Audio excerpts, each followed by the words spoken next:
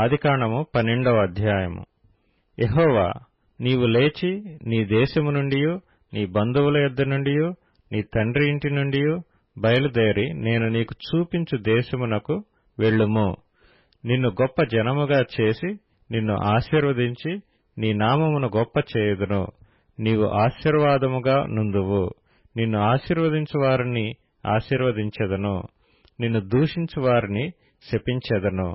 భూమి యొక్క సమస్త వంశములు నీయందు ఆశీర్వదించబడునని అబ్రాముతో అనగా, యెహోవా అతనితో చెప్పిన ప్రకారము అబ్రాము వెళ్ళెను. లోతు అతనితో కూడా వెళ్ళెను.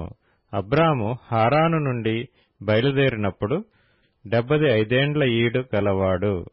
అబ్రాము తన భార్య అయిన శారయిని తన సహోదరుని కుమారుడైన లోతును హారానులో తానును వారును ఆర్జించిన యావదాస్తిని వారు సంపాదించిన సమస్తమైన వారిని తీసుకుని కనాను దేశమునకు వెళ్ళుటకు బయలుదేరి కనాను దేశమునకు వచ్చిరి.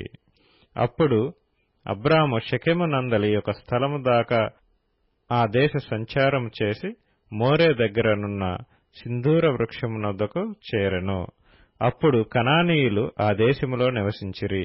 యెహోవా అబ్రామునకు ప్రత్యక్షమై, నీ సంతానమునకు ఈ దేశమిచ్చెదనని చెప్పగా, అతడు తనకు ప్రత్యక్షమైన యెహోవాకు ఒక బలిపీఠము కట్టెను.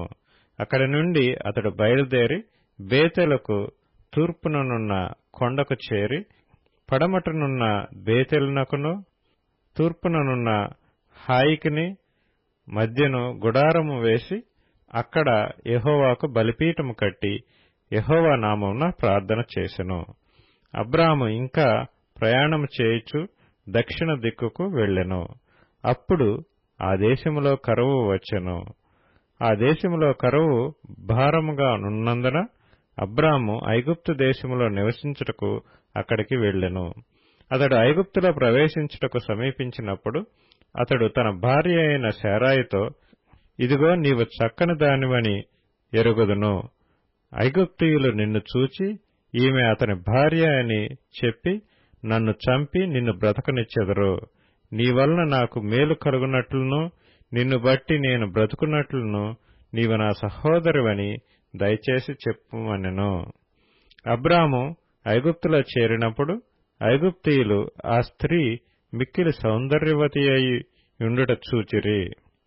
ఫరో యొక్క అధిపతులు ఆమెను చూచి ఫరో ఎదుట ఆమెను పొగిడిరి గనుక ఆ స్త్రీ ఫరో ఇంటికి తేబడెను. అతడు ఆమెను బట్టి అబ్రామునకు మేలు చేసెను. అందువలన అతనికి గొర్రెలు, గొడ్లు, మగ గాడిదలు, దాసులు, పనికత్తెలు, ఆడుగాడిదలు, ఒంటెలు ఇయ్యబడెను.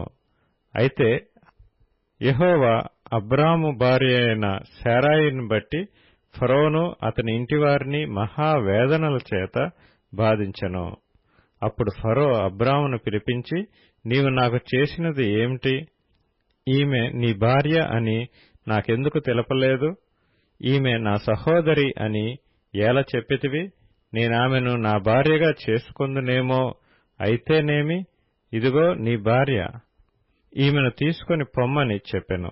మరియు ఫరో అతని విషయమై తన జనులకు ఆజ్ఞాపించినందున వారు అతనిని అతని భార్యను అతనికి కలిగిన సమస్తమును పంపివేసిరి.